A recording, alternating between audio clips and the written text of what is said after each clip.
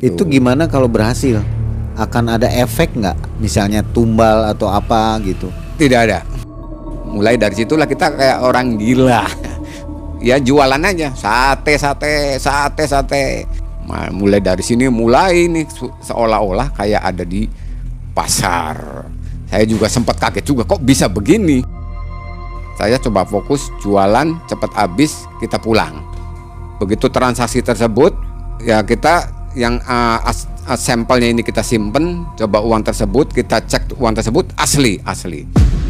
Seperti itu karena rasa ketakutan tersebut hilang.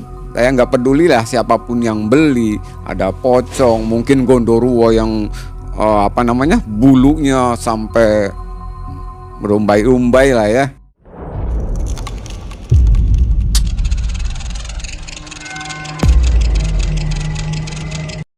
Assalamualaikum warahmatullahi wabarakatuh. Senang sekali kita berjumpa kembali di yang selalu menghadirkan kisah-kisah mistis, horor dan mencekam. Hari ini seperti biasanya kami hadir untuk memberikan sebuah kisah yang akan dipaparkan oleh narasumber kita, yaitu Mas Solihin. Mas Solihin malam hari ini akan bercerita kepada kita tentang pengalaman hidupnya ketika ekonomi terpuruk dan mencoba mencari kekayaan lewat cara yang sedikit unik, yaitu berdagang sate bulus dan sate gagak. Betul. Itu dilakukannya ketika tahun 2014. Yeah. Pada saat Mas Solihin melakukan hal tersebut, banyak godaan-godaan yang datang. Dan bagaimana, apakah berhasil dengan cara menjual sate gagak dan sate bulus ini? Apakah Mas Solihin mendapatkan kekayaannya? Nanti Mas Solihin akan bercerita. Sebelumnya kami akan memberikan kenang-kenangan dulu buat Mas Solihin, yaitu baik, apa kabar Mas Solihin? Ya, alhamdulillah baik. Bagaimana puasanya? Tamat ya? Insya Allah. Amin. Nah sobat juga puasanya harus tamat sampai ke Idul Fitri, jangan sampai ada yang bolong ya. Betul. Mas Solihin usia berapa kali ini? Sekarang masuk ke 51. 51. Yeah. Sudah punya putra berapa? Saya punya putra 3. Ya? Putra semua ya. Putra semua. Yeah. Profesi apa sekarang? Masih di reklame stempel. Di reklame stempel ya, buat stempel. Bikinin stempel, bikinin plat nomor seperti itu. Baik. Mas Solihin ini kenapa sampai melakukan jualan sate gagak dan sate bulus di kuburan? Ini ngapain sebenarnya? Bisa cerita? Iya.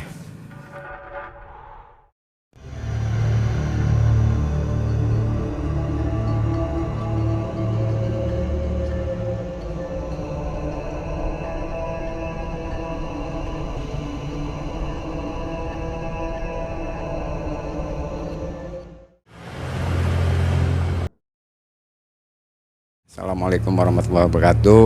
Untuk para pemirsa Malam Mencekam, mungkin sekarang yang saya ceritain yang terakhir aja yang saya alamin waktu itu 2014, dan untuk bahan pengalaman saya dan nanti untuk rekan-rekan kalau bisa jangan seperti saya. Siap. Waktu itu saya dapat informasi posisi khilaf tersebut. Saya akhirnya ngikutin petunjuk-petunjuk dari guru spiritual yang mungkin dari beberapa guru spiritual ini, mungkin ini yang lebih saya mungkin berhasil.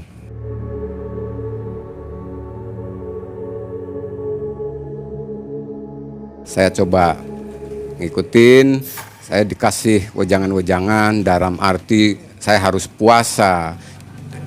Waktu itu suruh puasa sampai 7 hari. Dikasih amalan, dari amalan tersebut ada 11 item. Emang di sini amalan menurut saya ini bukan dari ayat Al-Qur'an lah, emang mungkin agak kejawen karena di sini sengaja dipanggil ini seolah-olah. Dari amalan tersebut 11 yang saya baca ini sengaja dihadirkan untuk makhluk-makhluk tersebut biar saya nanti begitu jualan tersebut hadir. Dari petunjuk tersebut saya mulailah puasa. Awal puasa biasa, mulai pagi tidak makan, bukanya juga biasa seperti umum maghrib jam 6 kurang lebih. Buka seperti biasa buka.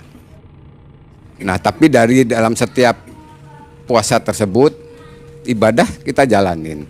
Nah, dari setiap waktu ini amalan-amalan tersebut kita baca.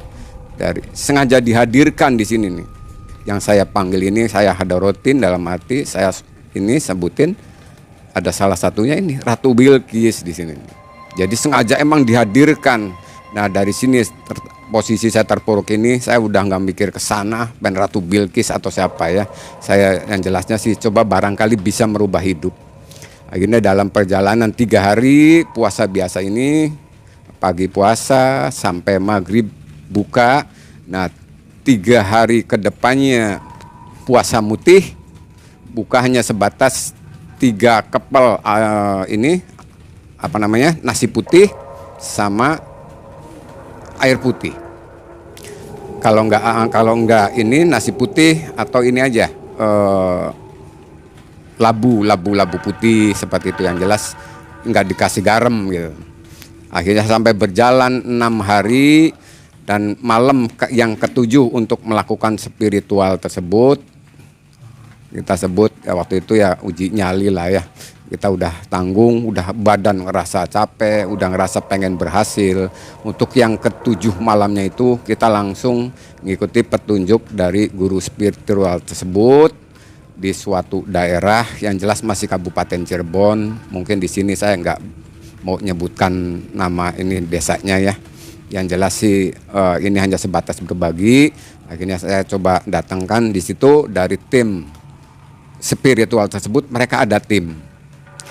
Saya dibawa ke suatu tempat nggak jauh dari tempat tim kru tersebut, dibagi 3 tim. Karena posisi jalan dari lokasi ini sampai ke lokasi melakukan ritual tersebut kurang lebih berjalan hampir 2 kilo. Posisi agak ada di atas kayak bukit. Nah, di bukit ini untuk ada pemakaman umum. Akhirnya mulailah di situ sudah disiapkan. Jadi sate bulus ini diambil dagingnya. Jadi ini dibikin ini kayak tusuk sate, kayak jualan sate ayam atau sate kambing. Ini terdiri jadi 217 tusuk. Di sini ada yang daleman, ada yang kulitnya, ada yang kepala. Jadi wejangan dari guru spiritual tersebut. Jadi bila mana nanti kalau saya sampai jadi seolah-olah ada di pasar seperti itu, petunjuk sebelum ditinggal tim kru. Nanti kan ini kan dibagi tiga tim nih. Ada posisi waktu itu barat, utara sama di selatan. Saya posisi ada di tas, mereka saling koordinasi, mantau perkembangan saya barangkali terjadi apa-apa. Saya yang jelas sudah siap, apapun yang terjadi minimal bisa merubah hidup. Ya tetap jalanin. Waktu itu ya udah siap lah ya. Sebentar, ada Iya. Maksudnya ada tim itu gimana ya? Jadi guru spiritual ini ada timnya. Dari sebelum saya ini banyak yang berhasil seperti itu. Satu tim terdiri berapa orang itu? Semuanya yang saya tahu waktu itu emang ada 7. Satu tim 7 orang. Ada 7 orang. Berarti 21 orang.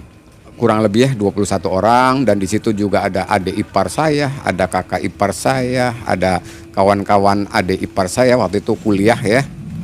Jadi rame lah ya dari tim ini yang memantau perkembangan saya waktu itu seperti apa. Mereka yang tahu persis yang ada di bawah waktu itu. Wah, ini hebat ya. Baru kali ini saya dengar ada tim untuk memantau Betul. keamanan dari ritual. Betul. Luar biasa. Begitu mulai di sini posisi ini satenya, di sini tempat pembakarannya, di sini tempat dupanya untuk pembakaran. Nah, di sini kita disediain untuk sarana, katanya untuk mengundang makhluk tersebut dikasih madat. Madat tersebut namanya apel jin, bentuknya seperti apel. Saya masih ingat dalam arti ini bentuknya seperti apel.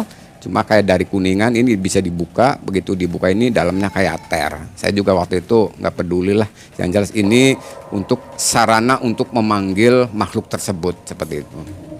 Diamanatin kalau bakar tersebut jangan banyak-banyak, Ya, dari mulai proses ritual tersebut kita ambil secukupnya, kita simpen, dan di sini ada sampel uang 50 ribuan. Ini juga jangan sampai tahu. Jadi katanya harus ditutupin. Jadi saya simpen di bawah kaki, antara kaki dan sendal. Jadi bila mana nanti terjadi transaksi, ada yang beli, tunjukin contohnya, nih uangnya seperti ini. Adapun masalah harga tergantung yang mesan. Mau mesennya berapa, sekian, tinggal ngucap aja. Mau dihargain satu tusuknya berapa, nih uangnya seperti ini, 50 ribuan. Itu kondisinya di mana? Di wilayah apa? Pekuburan? Pekuburan, betul. Berarti sepi sekali ya? Sepi sekali, gelap gulita dan jauh dari penduduk. Dan jarak dengan tim itu jauh sekali. Kurang ya? lebih sekitar 2 kiloan. 2 kilo. Mulai dari penduduk, tempat padepokan guru spiritual tersebut ke lokasi untuk waktu itu ritual saya kurang lebih sekitar 2 kiloan jalan kaki. Posisi waktu itu juga hujan, gerimis, dan itu juga mohon maaf, mati cuma pakai celana dalam. Saya ditinggal cuma pakai celana dalam. Saya nggak peduli, mati saya minimal harus berhasil. Walaupun ada kakak ipar, ada adik ipar. Mulai jam berapa itu? Saya mulai melangkah dari padepokan mau ke ini sekitar jam 12, 10 menit, 15 menit. Malam? Ya, malam. Begitu ditinggal tim kru tersebut, saya sempat ngedrop dalam arti posisi tanah seperti kayak es. Saya sempat ngedrop dalam arti rasa ketakutan juga waktu itu. Saya sempat loncat jongkok di atas ini, jongkoknya posisi. Saya tetap coba perhatiin posisi tanah ini bener-bener kayak es batu. Saya sempat ngedrop juga sih waktu itu. Cuma jadi dingin gitu. Iya, dingin sekali. Termasuk suasananya juga. Ya sempat ngedrop waktu itu ya. Ya udah nggak sempat berpikir waktu itu. Sempat terpikir di benak, dalam arti saya datang sini harus berhasil. Nah akhirnya mulai dari situlah muncul lagi keberanian saya.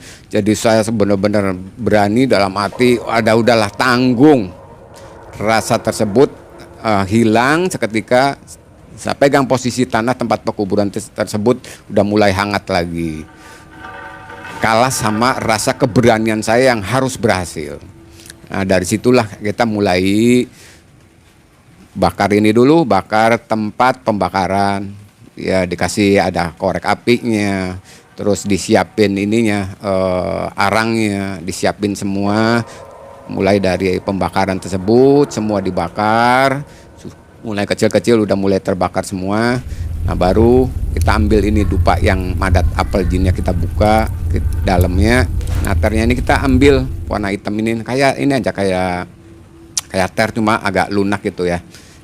Mulailah kita di situ, kita mulai bakar di pendupaan. Begitu dibakar keluar tuh asap tuh.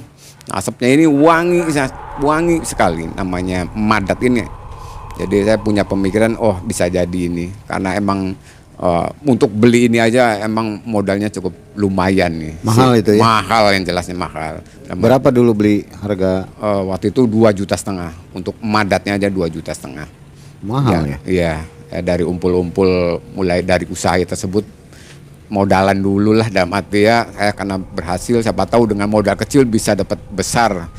Ambisi saya seperti itu, biar saya bisa kaya kayak umumnya orang lain, bisa hidup senang lah gitu ya. Nah, mulai dari jualan tersebut ini udah mulai terbakar, tempat pembakaran si dupa tersebut udah mulai terbakar, asapnya kemana-mana, wangi. Nah kita baru mulai kita ambil nih 2 tusuk, 3 tusuk kita bakar, kita pakai kubut. Nah mulai dari situlah kita kayak orang gila. Ya jualan aja, sate. Nah, mulai dari sini nih seolah-olah kayak ada di pasar. Saya juga sempat kaget juga, kok bisa begini? Kok bisa kayak ada di pasar? Sempat bingung saya juga. Cuma udahlah, karena terobsesi saya harus berhasil tersebut, kita fokus saja. Pas jualan itu Mas Iya. Wahid, makhluknya seperti apa? Pasti seram-seram tuh. Iya.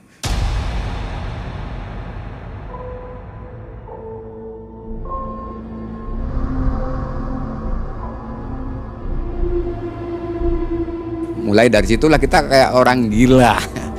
ya jualan aja sate. Nah, mulai dari sini mulai nih seolah-olah kayak ada di pasar. Saya juga sempat kaget juga kok bisa begini.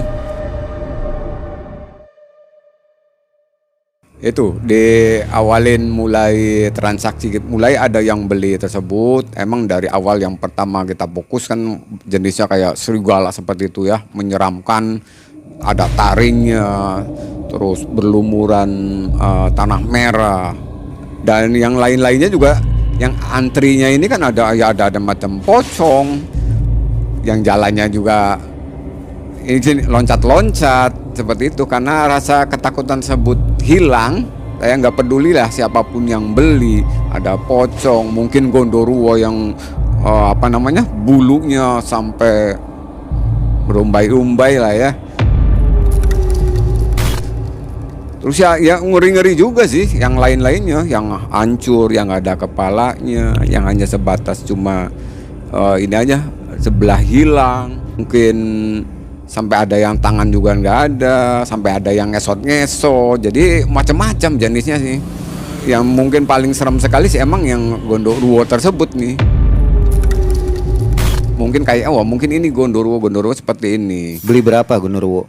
Berapa tusuk? 15 tusuk. Wah, banyak uang gondoruo ini. Nah, itu yang senangnya waktu itu. Sempat sama rasa takut tersebut, ada terkikis rasa takut. Cuma ini yang lebih cepat transaksinya ini justru mungkin ini kayaknya gondoruo. Iya, ini kalau di sini sih royal sekali. Butuh berapa? Sekian dikasihnya lebih. Nah, itu. Makanya dari perjalanan tersebut, dari pembeli-pembeli yang lain, justru lebih senang kalau bisa yang seperti ini semua gitu. Kalau waktu itu bawa dolar mungkin bisa juga ya dikasih. Bisa. Ini kan cuma sebatas sampel aja. Mungkin kalau waktu itu saya bawa sampelnya dolar, ya. Ya mungkin dolar ya. Satu lembar $100 itu kan? Betul. Satu lembar 100. Cuma karena dikasih hanya sebatas sampel atau contohnya 50 ribuan ya, kita ngikutin aja ya. Dan uangnya jujur aja karena dari harga tersebut kita juga bingung ya, saya hanya sebatas ngucap, nggak sempat hitung. Yang penting dapat duit masukin, seperti itu kurang lebihnya. Nah, ini yang bikin ngeri sih emang, karena dari jenis-jenis yang belinya ini emang waduh ya, sekarang lagi dalam kondisi sadar seperti ini, waduh siapapun mungkin rasa ketakutan gitu ya. Ya emang jujur mengerikan semua seperti itu. Nah, di sampingnya Mas Solihin ada yang dagang lagi nggak? Maksudnya nggak ada. Goib, hanya sendiri. Cuma sendiri. Cuma ya kalau saya perhatiin di sekeliling sih emang macam-macam sih yang jualan. Ada. Kayak ada macam-macam. Goib itu ya. Cuma untuk yang jualan sate bulus ini cuma saya sendiri. Iya. Karena saya nggak merhatiin aja, wah ini jualan apa, ya ini jualan apa. Emang kayak di pasar aja, mungkin kayak ini jualan sayur, ini jualan apa ya, daging, ini jualan apa. Ada macam, itu ya? Ada. Jelas sekali ada. Ya seiring waktu ya biasa aja jualan sampai sebut capek, nggak capek karena di sini stoknya juga banyak kan seperti itu ya. Terus dupanya juga emang mencukupi, mungkin emang arahnya dalam satu dupa ini harus habis semua. Yang jelas kita nggak mikir ke sana, yang jelas saya coba fokus jualan cepat habis, kita pulang. Begitu transaksi tersebut ya kita yang sampelnya ini kita simpen, coba uang tersebut kita cek, uang tersebut asli. Karena bagaimanapun juga kayak walaupun saya tukang setempel, dalam arti uang asli dan tidak hafal lah ya. Endingnya ya akhirnya saya emang sampai habis. Cuma yang begitu yang mendekati habis tersebut kita tetap jualan. Biasanya saya nggak ada rasa takut, ini begitu yang datang terakhir mau tusukan terakhir, jualan yang terakhir, amanat dari guru spiritual ini jangan menyebut nama-nama yang ada di Alkitab Al-Quran ataupun nama-nama Allah Subhanahu Wa Taala. Spontan waktu itu karena saking senangnya ini terakhir, dagangan laku, kita mulai pengen transaksi, lihat posisi yang belinya ini wajahnya hancur, saya spontan karena kagetnya ini sempat mengucapkan Allahu Akbar. Nah dari ucapan tersebut akhirnya benar-benar musnah. Jadi seolah kayak kayak awal lagi, tidak ada apa-apa, kembali seperti semula. Saya juga sempat ngedrop juga sih ya. Kita udah ngerasa pengen berhasil, pengen ada perubahan. Ini pupus sudah habis. Karungnya gimana? Spontan juga karung itu, karena posisi waktu itu kelihatan penuh, hilang semua. Dalam Kosong. arti hilang. Kalau karung sih ada, cuma posisi lepek tidak ada isinya. Dan ini tinggal sisa pembakarannya, sudah tidak ada apa-apa lagi, nol besar lagi. Sempat dari situ yaitu mulai dari jam 3 tersebut mendekati sholat subuh ya, adzan subuh. Akhirnya tim datang nih, pas sholat subuh ini tim datang dari 3 tempat ya, karena dibagi 3 tempat, jemput saya. Posisi udah tak berdaya ya, udah posisi habis 7 hari puasa, mati 3 hari puasa biasa, 3 hari puasa muti, 7 harinya mati geni lah kata orang Cirebon atau dunia spiritual lebih paham ya. Kebayang badan lemes kayak apa, tidak berhasil. Mungkin setelah dijemput tersebut kita kembali ke padepokannya, sampai udah nggak punya pemikiran apa-apa, udah ngerasa tidak berhasilnya ini ya. Dan setelah sampai ke padepokan, Tim kecewa tim. sebetulnya sangat kecewa ya, karena sebelum saya ini rata-rata pada berhasil seperti itu. Dan sempat dirujuk beberapa kali, didatengin pengen nyoba lagi enggak, karena saya coba lihat di keluarga juga ya, masa saya harus ngasih makan dari uang seperti itu yang tidak barokah ya. Jadi tetaplah, karena kita emang harus banyak musyawarah dengan keluarga. Dengan saya niat seperti ini, dari keluarga juga tidak mendukung, padahal tujuan saya ini baik ini dulu belum tentu benar di mata keluarga. Saya musyawarahkan dengan keluarga, mereka karena emang ikhlas, dalam arti saya harus nyari rezekinya udahlah biar kecil, yang penting halal, judulnya seperti itu. Itu gimana kalau berhasil? Akan ada efek nggak? Misalnya tumbal atau apa gitu? Tidak ada. Dari guru spiritual tersebut menyatakan tidak ada efek samping. Udah pasti tidak ada efeknya. Udah tertutup dengan materi yang berlimpah. Saya nggak mikir ada efek samping atau enggak. Sempat dibicarakan, katanya tidak ada. Tidak ada tumbal ataupun tidak ada, karena kita kan hitungannya jualan. Jadi jualan, mereka kita kasih makan, mereka beli, kita jualan, seperti itu. Bahasa dari guru spiritual tersebut, komitmen tersebut dengan saya, tidak ada tumbal, tidak ada efek samping, seperti itu. Dulu ngalaminnya berjualan sate gagak dulu atau sate bulus? Oh, sate gagak dulu. Sate gagak dulu, Sate sama gagak gagal dulu. juga. Sama gagal juga, ya sama menjemput seperti sama, gini. iya. Oh. Rasa ketakutan yang terlalu mendalam, endingnya nggak enak. Jadi yang sate bulus ini yang kedua kali ya? Kedua kali, dan ini sudah sempat berhasil karena udah penuh nih uang. Waktu sate gagak sama sekali gagal. Sama sekali gagal, karena itu emang didasari udah rasa ketakutan dulu, saya lari gitu. Baru duduk sudah kabur. Itu pas begitu ada seolah-olah di dalam pasar tersebut udah ramai pembeli dengan wujud yang mengerikan, rasa takut tersebut saya banyak mengucapkan kalimat ini bubar iya bubar, hancur deh. Kalau ada penonton malam mencekam yang pengen coba, sarannya gimana? Jadi gini, karena ini tidak orang-orang tertentu, dalam arti bukan untuk siapapun. Jadi melalui orang-orang tertentu yang emang mungkin menurut beliau ini saya cocok mungkin ya. Jadi bukan setiap masyarakat bisa ngikutin spiritual jualan sate bulu seperti ini. Cuma emang kalau di luaran saya emang katanya banyak. Cuma saya nggak ngerti juga ya. Tapi karena Mas Solihin nggak menyarankan ya? Oh enggak. Yang jelas kalau bisa ya emang, kalau bisa jangan. Kalau kita sudah bersekutu dengan gitu makhluk seperti itu, kita pasti nanti di kemudian hari ada tuntutan. Meski si supranatural tadi, guru tadi bilang itu aman. Aman. Padahal sebenarnya Ada yang dirahasiakan itu. Iya, karena bagaimanapun juga saya juga nggak tipis-tipis banget lah untuk masalah akidah ya. Karena pernah belajar dalam arti kalau kita sudah bersekutu dengan makhluk tersebut, itu sudah pasti nanti di kemudian hari makhluk tersebut pasti akan menuntut ke kita. Setelah gagal, akhirnya usaha apa lagi? Ya, Usaha karena kembali. kita coba musyawarah dengan keluarga, karena dari keluarga juga menerima, emang mungkin harus jalannya ya nyari yang ikhlas, ridhonya emang kayak emang profesinya tukang setempel ya. Satu hari 100.000 umpamanya paling banyak 200.000, di keluarga sudah menerima, ya udah kita nyari yang aman, dalam arti yang pentingnya yang ditakutkan saya juga kan pengennya berubah, kira-kira anak istri bisa kehidupan berkecukupan seperti itu awalnya. Ambisi saya kenapa bisa mengikuti agak menyimpang gitu ya. Jadi lebih nyaman sekarang ternyata ya. Alhamdulillah lebih nyaman sekarang. Tetap di Dan jalan mungkin- Allah. Iya. Amin. Dan jelas tetap jalan di jalan Allah ya.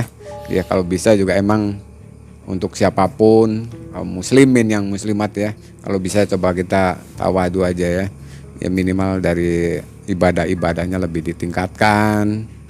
Kalau bisa jangan coba nyari informasi kalau posisi lagi keadaan pusing ya kayak apa, masih mending kita lari ke masjid lah. Ya. Seperti itu kita mendekatkan diri ke Gusti Allah ya. Kalau kita beragama muslim, walaupun emang bukan muslim juga emang kan punya Tuhan juga ya. Kita lebih mendekatkan diri ke Tuhan Yang Maha Esa dan gitu aja. Kita muslim mendekatkan Allah Subhanahu wa taala. Setuju. Lebih perbanyak kita ibadahnya. Insya Allah dalam hal bisikan-bisikan atau informasi yang dari luar yang bisa menggoda keimanan kita, setidaknya untung saya tidak berhasil. Kalau sampai tidak berhasil, nanti saya seperti apa, anak keluarga seperti apa, di kemudian hari seperti apa, saya tidak mikir ke sana. Karena yang ada ambisi saya bisa kaya, bisa nyenangkan anak-anak di rumah, anak istri di rumah, saya bisa nyenang kehidupan umum yang lain tidak punya, kita punya, seperti betul. itu. Hanya saran dari saya, Iya. jualan sate sih boleh. Jualan sate beneran. Oh betul betul. Jangan jualan sate goib begini. Iya. Sate ayam, sate kambing, Betul. itu lebih manfaat saya pikir. Iya. Oke, baik, terima kasih Mas Solihin. Kisahnya cukup menginspirasi untuk kita semua. Mudah-mudahan sobat jangan mengikuti jejak Mas Solihin dengan berjualan Betul. sate gagak dan sate bulus ya. Iya. Lebih baik sate beneran. Betul. Uangnya juga beneran. Betul. Terima kasih atas perhatiannya. Terima kasih Mas Solihin Oh, atas iya, kisahnya. sama-sama. Janji kami kaos dari tim Malam Mencekam untuk Mas Solihin. Iya. Ini ada pantangannya, jangan dipakai tidur. Bisa masuk ke dunia gaib nanti kalau dipakai tidur. Jadi jangan dipakai tidur. Betul. Pakai siap. jalan-jalan. Oh iya. Wah ini keren sekali nih Ya. kaosnya ya. Buat Mas Iya. Solihin, dan ada oleh-oleh kecil nanti ya di belakang. Iya. Rahasia. Terima kasih banyak. Terima kasih supportnya, dan terima kasih juga Anda yang selalu mengikuti kisah-kisah dari Malam Mencekam. Selamat berpuasa. Wabillahi taufiq wal hidayah. Wassalamualaikum warahmatullahi wabarakatuh. Waalaikumsalam warahmatullahi wabarakatuh. Wong piye perasaane itu? Ya ta? Kuwi urung awake dhewe ngefek kok semisal aku ngon wong kuwi. Piye ya anak bojoku, sampe nek ndane nimpes ning anak bojoku. Ya ta? Ya dadi mbek saurunge sampean ya mbek yo iso nyantet, cuman kan tak tuturi saya ngono. Ono sampean iso sadar kan ya ta? Kuwi. Terus sing ketigane le rezekine iki rezekine sampean malah entek ngono. Ngono ya, Pak. Iya. Perkara itu ya memang pas sampean duwe niatan elek kuwi cara golek rezeki nah ya perkara pengen elek kuwi golek badane kuwi lho ya ta maksudnya kuwi sekian semene kanggo nyalai iki ya memang lancar tapi nek pada akhirnya cara sampean ngono kuwi rezeki sampean ketut kuwi ngono ta ya iya cara diibarat sing togel-togel kuwi ya awake udu to udu ki pertama ki menang karo Blandari. Iya toh. Terus yang kedua, iki menang sian. Terus yang ketiga, lah, yang ketiga ki mulai rontok gelembuk-gelembukun iki maksudnya kalah terus, iya toh. Lah perkara awake dhewe sing ketiga kalah terus keempat wi piye carane aku menang. Akhirnya ambisi toh. Lah, disitulah le, dadi rezeki awake dhewe entek ning kono. Iya toh. Iya, dadi nek iso ora sah nyantet wong ngono. Dadi nek iso nek semisal dagangane sampean kok seret apa ya paling enggak ya awake dhewe ya munajat di Gusti Allah. Ya toh, apa awake dhewe punya kesalahan kok mengi dagangan penak kok gak penak perkara aku mengi cara ibarat salate to zikire to selawate awake dhewe kurang. Ya toh? Apa memang cara ning keluargane awake dhewe ki ana sing mbah teko anak teko bojo ene sing nglakoni sing gak tepak. Lah, kowe greya iki. Ya toh? Lah nek sak wis penuh kabeh akhire ya rezekine sing sampean lancar to piye insyaallah gawe. Ngono lho ya. Iya, penting kuwi penting ngono. Perkarane ya mbah iki ya dhisik ya mungkin nakal ya. Nakal piye yo tukang ngunu lho. Ngunu ini pasti yo tukang nyalai wong ngono lho. Dadi nek iso ki tobat bae. iya wis tobat alhamdulillah. Ya sabar baru ya sepurane bah aku ngomong. Nggih, mboten napa-napa, gak usah njuk sepuro. Sing bener njaluk sepuro ki pertama nek awake dhewe cek duwe wong tuwa sepuro ning wong tuwa le ya. Iya, kuwi nek wis pikiran wong tuwa gak enek, ya awake dhewe ya ning lingkungan wis salah apa. Iya ta. Sepengerti melalui kesalahan awake dhewe njaluk sepuro, arek awake dhewe tambah penak. Ngono lho, ya lah. Jenenge wong iki gak lebih teko lupute lho ya. Ya mesti wong iki wis salah ya. Tapi nek awake dhewe nyadari kan kaya ngono. Iku le sing antara santet kuwi sing putih iki emang sing iya nek sing kanggo ireng kuwi bahayane ning kono. Terus sampean pengen rasane sing liyane terung sing kuning, Mbah. Ya sing abang ta kuwi. Lah nek sing santet kuning ki istilahnya kaya magak lho. Iya, Magak iki. mesti magak ki ngene ya, cara ibarat sampean duwe pengen nyalai wong tapi anggane. Iya ta, tapi iku ya awake dhewe ya nek iso ya aja le jenenge santet iki sing paling apik kan ya mang sing putih mang. Sing masih kuning iki tetep elek. Iya, mesti tak dilesone ya sing kuning kuwi. Masa sing anggang-anggang contohnya misal awake dhewe nyalai wong tapi awake dhewe gak berpikir. Iya, istilah iki iya ambisi. Piye carane wong kuwi tumbang tapi kan ngono ta. Iku jenenge anggang-anggang. Gak berpikir secara jernih. Gak mikir dampake kaya apa. Sing kuning. Terus nek sing abang. Nek sing abang kuwi ya. Sing abang kuwi ya biasane ki ya awake dhewe terus nyantet wong ki akhire awake dhewe yo awake iso nyantet wong kuwi cuman cara maca ning keluargane awake dhewe apa kuwi Kurang keluarga ya. iya gelisah terus ora nanti seneng Terus sampe ngono bingung. iya bingung wedi polake dhewe kaya ngono kuwi nek santet abang memang bahaya Ya santen Mbah kok tak pamit dhewe kok sadar kan iki ngoten. ya ngaten le ora apa-apa le dadi yo awake dhewe mumpung sik urip dadi yo saling mengingatkan ngono yo apa salah jenengan sampun nggih mboten napa-napa nggih matur nuwun Assalamualaikum.